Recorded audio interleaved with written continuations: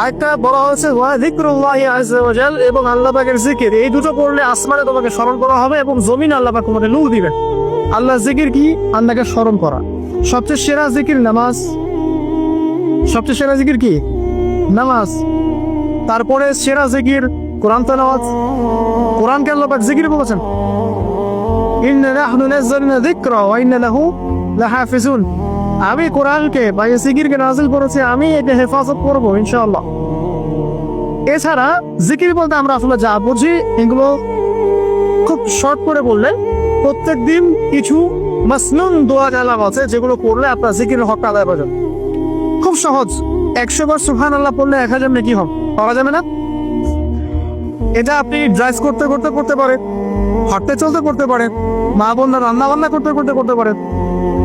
এটা যেন আলাদা করে ওযু করে বসতে হবে জরুরি না, ওযু শর্তও না।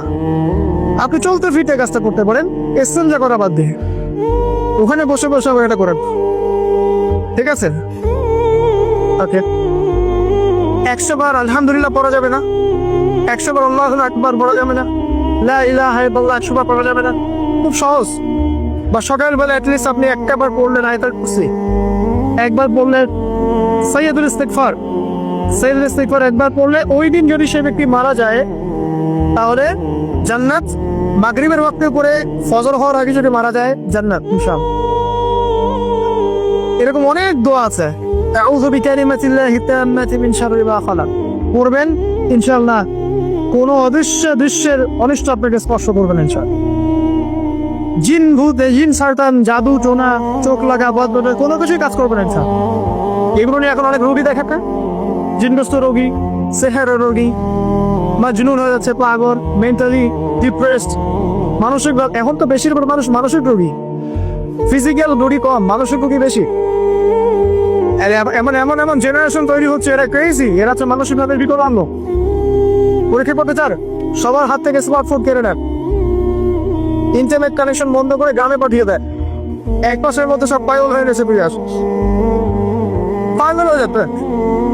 ইন্টারনেট কানেকশন নাই, স্মার্টফোন নাই, দেখবেন পাগল ক্রেজি হয়ে যাবে। যাই হোক, আল্লাহ পাকে আমাদের কি হেফাজত করুক। জিকির বাড়িয়ে দেন।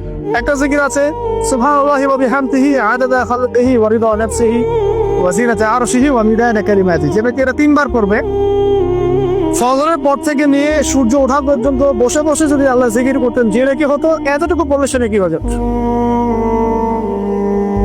আপনি যদি প্রতিদিন হজ করতে চান, উমরা করতে চান, ইশরাকের নামাজ পড়বেন জামাতে ফজর পড়ার পর, একটা হজ একটা উমরা নাকি পাবেন। আর অনেক জিকির।